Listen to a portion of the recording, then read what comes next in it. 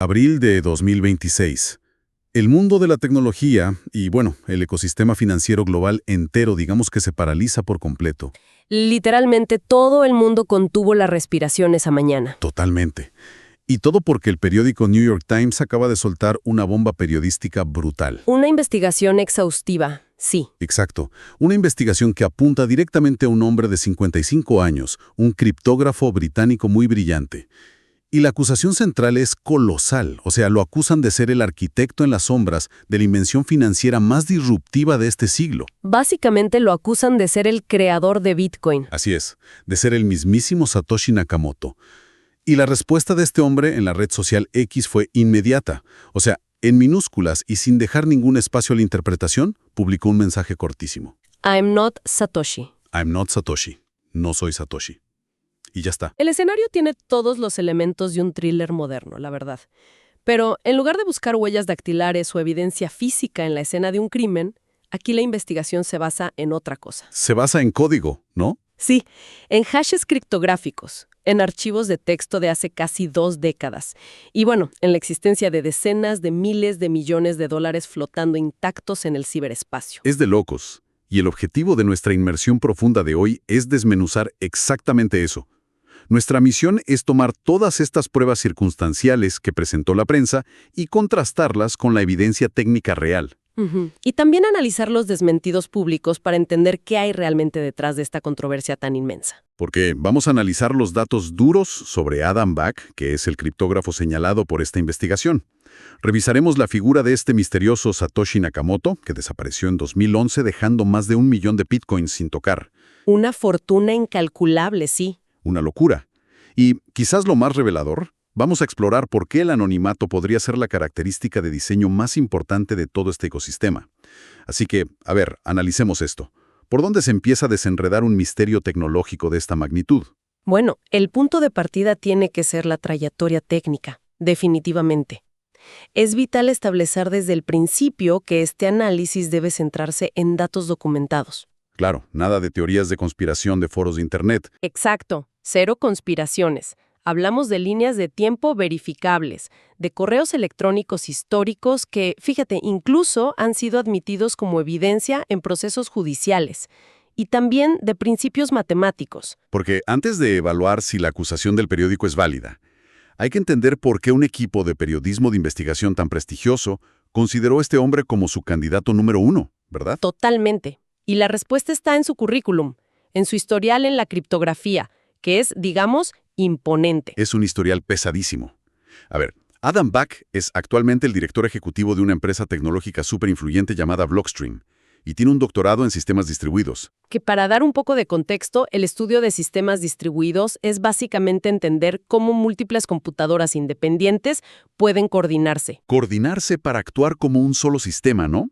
Sin un control central. Exactamente. Y además de eso, desde más o menos 1992, Back fue un miembro súper activo y clave de la legendaria lista de correos cypherpunks. Ah, los cypherpunks.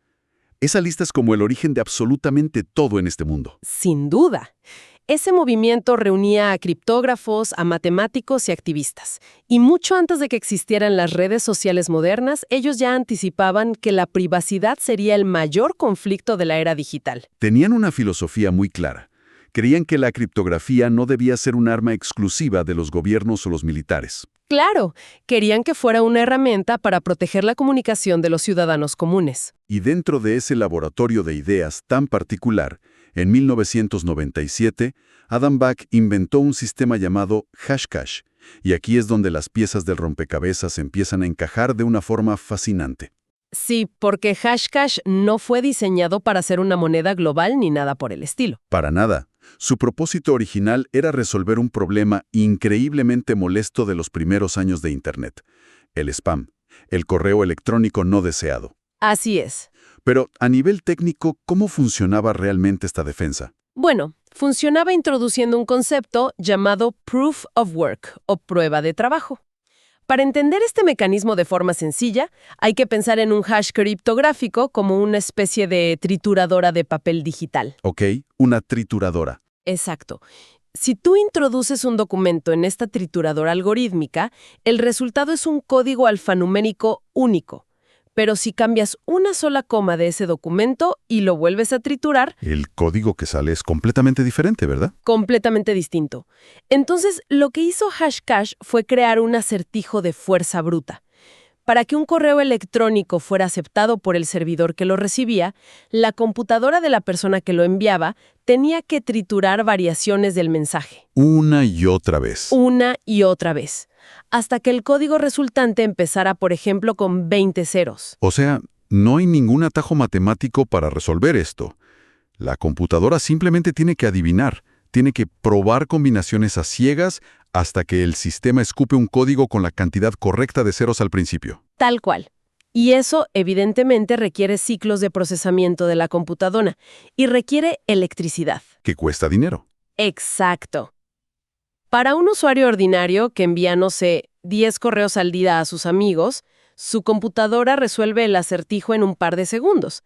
Es totalmente imperceptible. Claro, ni te das cuenta. Pero para un servidor diseñado para enviar 10 millones de correos basura por hora, la exigencia computacional se vuelve tan abrumadora, tan costosa en términos de energía, Que enviar spam deja de ser un negocio rentable. así de simple, se vuelve carísimo.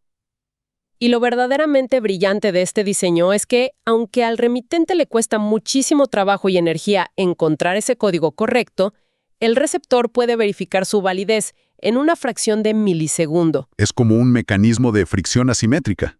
Cuesta mucho crearlo, pero es facilísimo verificarlo. Exactamente. Y el dato irrefutable, el que conecta todo esto directamente con el creador de Bitcoin, ocurre más de una década después, en octubre de 2008.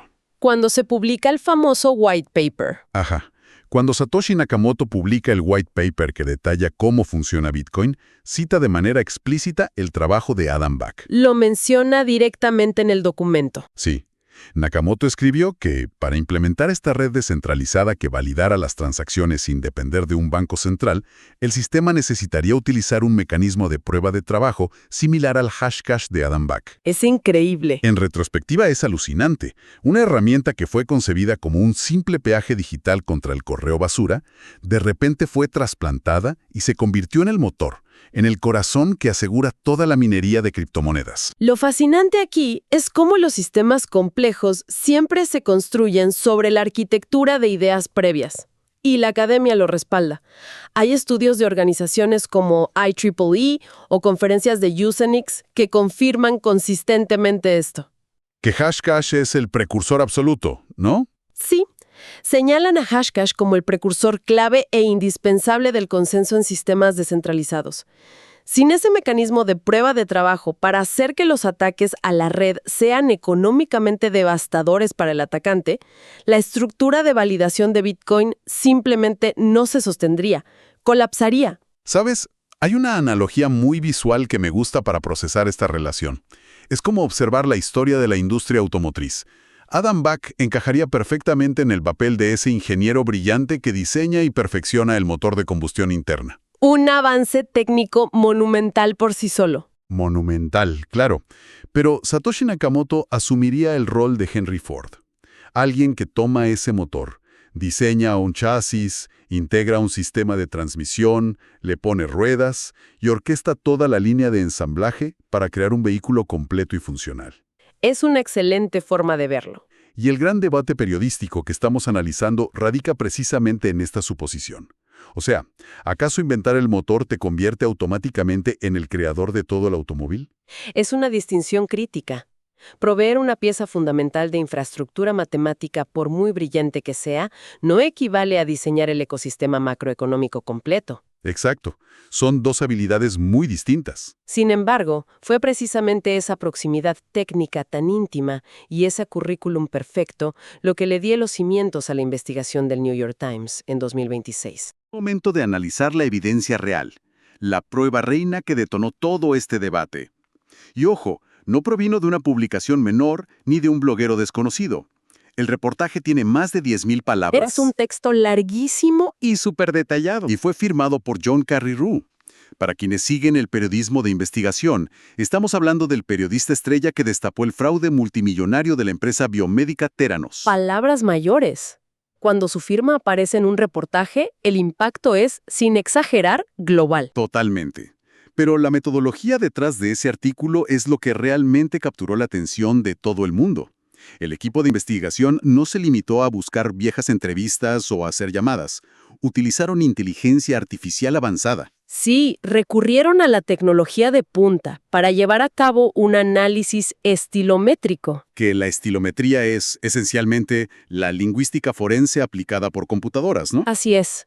Lo que hicieron fue alimentar al sistema con cientos y cientos de correos electrónicos, publicaciones académicas y mensajes de foros de la década de los 90 escritos por Adam Back. Ajá. Y la inteligencia artificial los comparó matemáticamente con todos los textos conocidos que fueron redactados por Satoshi Nakamoto. Y aquí es donde se pone muy interesante. Porque no estamos hablando de que la computadora simplemente comparó el vocabulario, tipo, a ver si usan las mismas palabras. No, va mucho más profundo que eso. La IA mide anomalías estadísticas que son prácticamente invisibles para el ojo humano. Analiza con qué frecuencia se usan ciertas conjunciones, la longitud promedio de las oraciones, incluso decisiones tipográficas minúsculas. Como los espacios y la puntuación. Exactamente. El reportaje destaca que la IA encontró, por ejemplo, el hábito muy específico de insertar dos espacios después de un punto y seguido. Observó también una mezcla muy particular de ortografía británica y estadounidense en los mismos párrafos. Algo poco común para la mayoría de los escritores. Detectó un uso inusual de guiones dobles. Y, lo que consideraron el golpe de gracia, descubrió una coincidencia idiomática exacta. En diferentes contextos, tanto Bach como Satoshi utilizaron la misma frase textual en inglés. I'm better with code than words. Soy mejor con el código que con las palabras. ¡Wow! Bueno, el artículo fue sumamente audaz en sus conclusiones. Afirmaron que los patrones de la IA arrojaban una coincidencia del 99.5% entre ambas identidades. 99.5. Suena definitivo. Suena. Pero si haces una lectura profunda del texto, el propio periódico tuvo que incluir una salvedad importantísima. Un lingüista experto externo que consultaron para el reportaje calificó las pruebas algorítmicas como inconclusivas en varios de los reportes. O sea que no era una certeza absoluta. Para nada. Y además de la lingüística, el reportaje presentó un argumento basado en la línea de tiempo operativa. Ah, sí, el tema de las fechas. Subrayaron que durante los 2 años y medio de mayor actividad de Satoshi en foros públicos, más o menos entre 2008 y 2011, la participación de Adam Back en comunidades de criptografía fue casi nula. Como si hubiera desaparecido. Exacto. Y luego, fíjate, Back reaparece en el radar público de forma muy casual, casi simultáneamente con la desaparición definitiva de Nakamoto. A ver, es un argumento que suena súper persuasivo en la superficie. Pero yo soy muy escéptico con esto de la estilometría aplicada a comunidades cerradas. A ver, cuéntame por qué. La analogía perfecta sería observar a un grupo de estudiantes que viven juntos en la misma residencia universitaria durante años. A través del contacto diario constante, todos terminan adoptando la misma jerga, las mismas expresiones idiomáticas e incluso estructuras de pensamiento similares. Se mimetizan. Exacto, el contagio social es completamente inevitable. Y este era un grupo sumamente reducido de criptógrafos en la década de los 90. Leían los mismos artículos académicos, interactuaban en la misma lista de correos todos los santos días. Compartían el mismo ecosistema intelectual. Claro, no es sumamente lógico pensar que en un nicho tan microscópico todos terminen compartiendo modismos ortográficos o mezclando inglés británico con estadounidense debido a sus colaboraciones internacionales constantes, incluso repitiendo clichés de programador como «soy mejor con el código que con las palabras», que suena a algo que cualquier ingeniero diría. Pues tienes toda la razón. Esa es una objeción fundamental y fíjate, está respaldada por la ciencia. ¿De verdad? ¿Sí? La literatura académica sobre atribución de autoría forense documenta ampliamente este fenómeno. Hay papers enteros publicados en repositorios como Archive sobre esto. Ajá. En microcomunidades altamente especializadas como esta de los cypherpunks, los individuos desarrollan un idiolecto compartido, un lenguaje propio del grupo. Y este contagio lingüístico hace que los algoritmos de inteligencia artificial arrojen falsos positivos todo el tiempo. Claro, la máquina se confunde. Exacto. La máquina detecta la huella de la tribu y asume erróneamente que se trata de la huella del individuo. Y si la evidencia lingüística es tan susceptible a interpretaciones, y la coincidencia de las líneas de tiempo es solo circunstancial, es necesario revisar la otra cara de la moneda. O sea, ¿cuál ha sido la defensa formal ante esta teoría y qué pruebas sólidas existen que realmente contradigan la investigación periodística? Bueno, la negación por parte de Adam Back ha sido consistente e inquebrantable durante años. Mucho antes de esta publicación de 2026, él ya había declarado en múltiples ocasiones que él no era Satoshi. Sí, a veces hasta bromeaba con eso, ¿no? Sí, añadía que le parecía entretenido o un halago que la gente lo considerara capaz de haberlo creado. Pero tras la investigación del New York Times, el tono cambió. Totalmente. Su postura fue calificar el reportaje como un ejercicio extremo de sesgo de confirmación.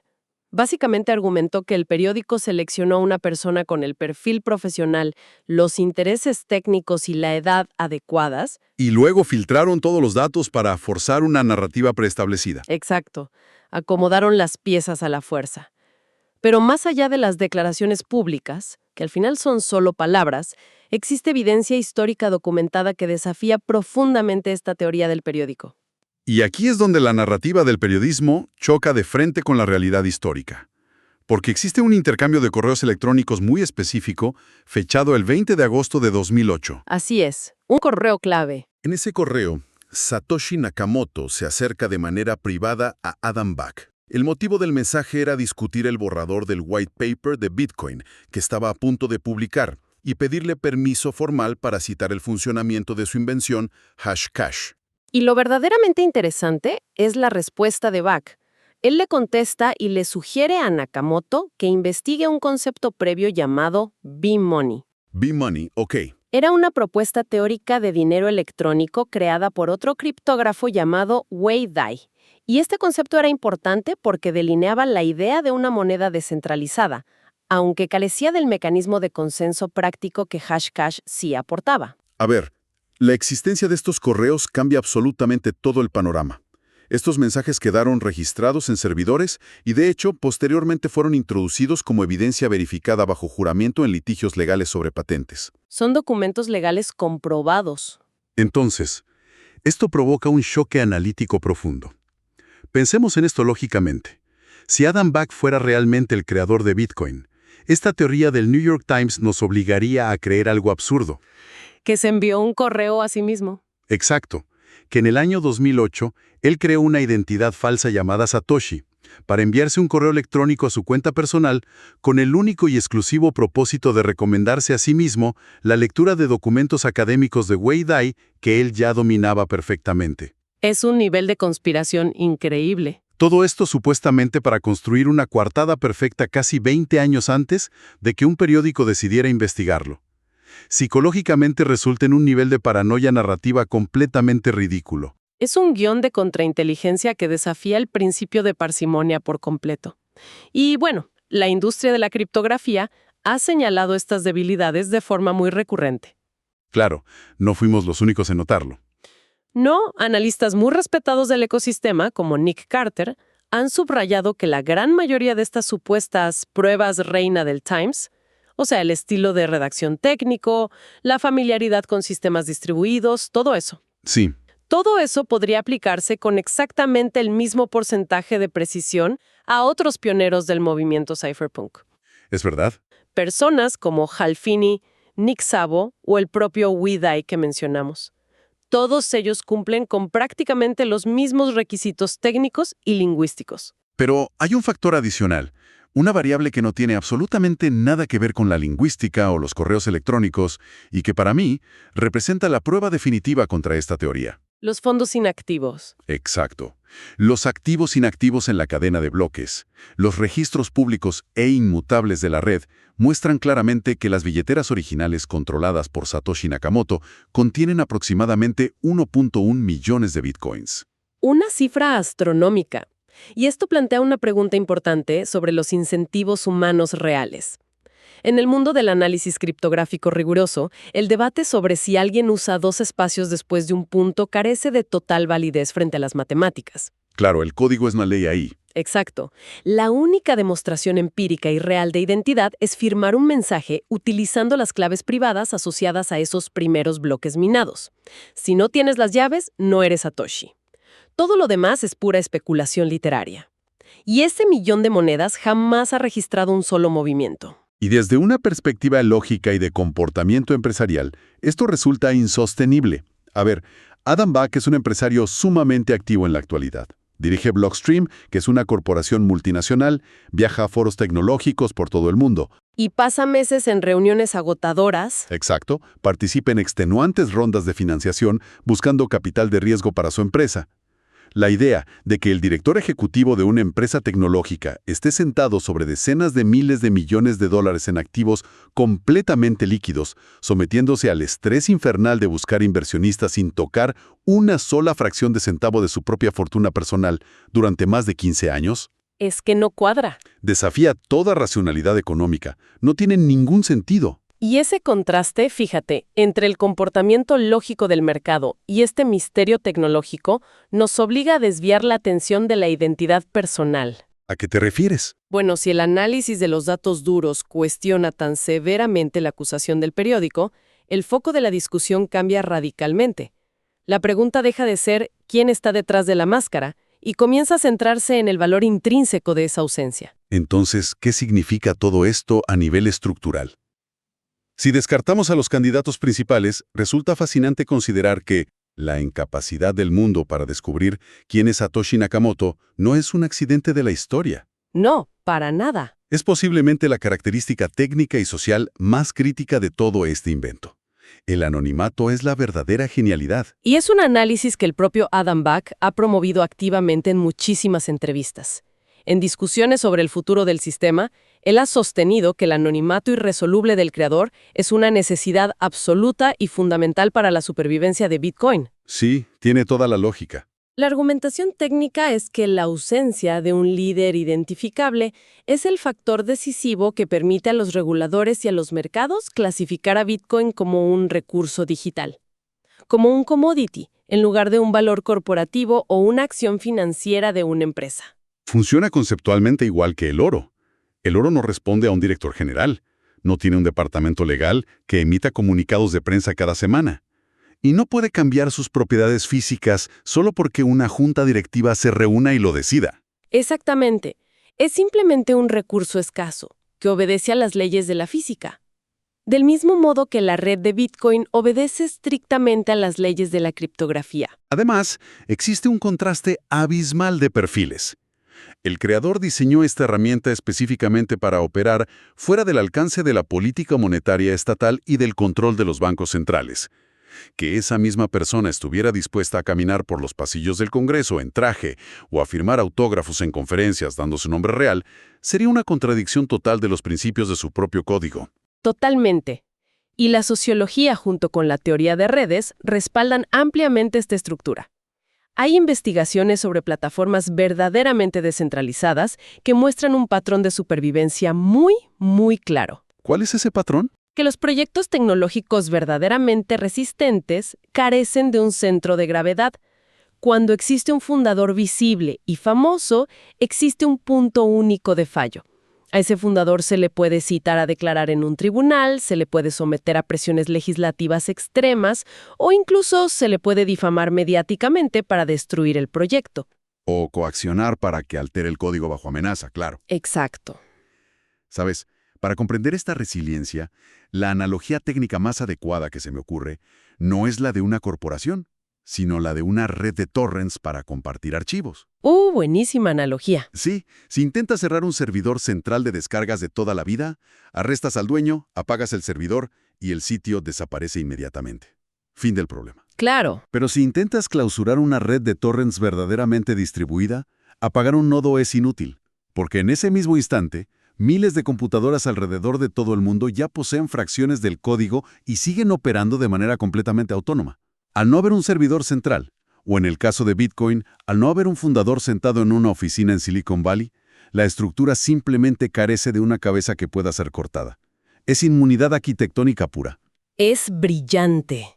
Y si conectamos esto con el panorama general de la sociedad contemporánea, la decisión de Satoshi de permanecer en el anonimato se revela como una jugada maestra histórica. Sin duda. Analizando el escenario, digamos, desde la década de los 2020 en adelante, en una época caracterizada por la vigilancia financiera extrema y un endurecimiento regulatorio sin precedentes a nivel global, proteger a quienes desarrollan este tipo de tecnologías disruptivas es sumamente complejo. Casi imposible hoy en día.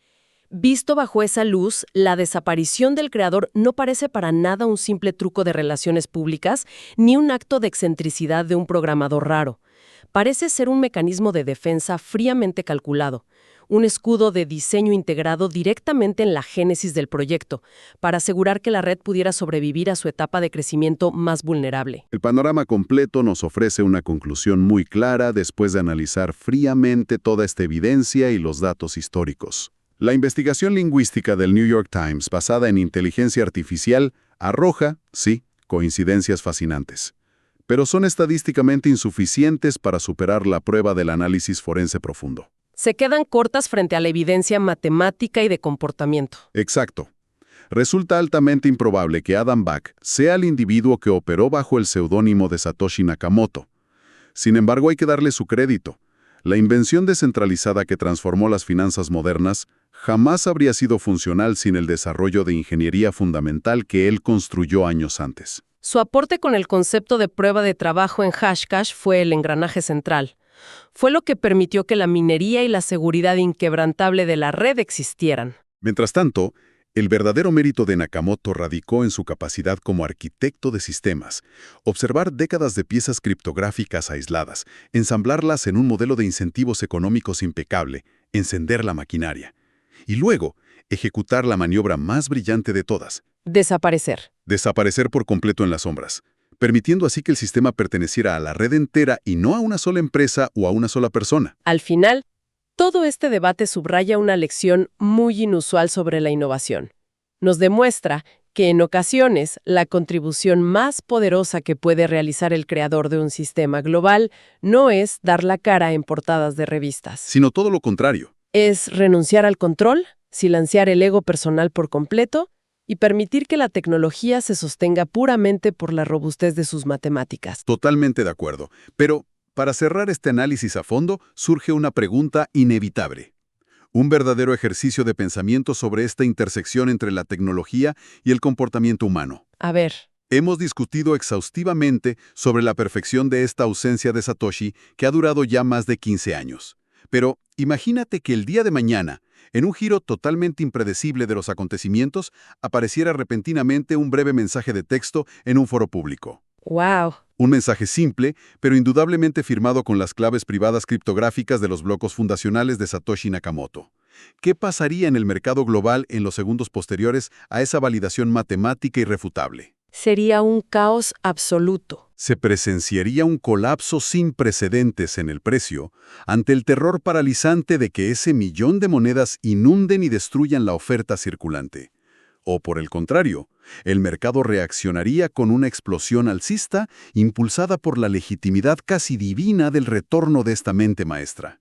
Es la gran pregunta. Sería la prueba final y definitiva para determinar qué tiene más peso en la economía moderna, si la inquebrantable certeza del código informático o el gigantesco mito sociológico que se ha construido a su alrededor durante todos estos años.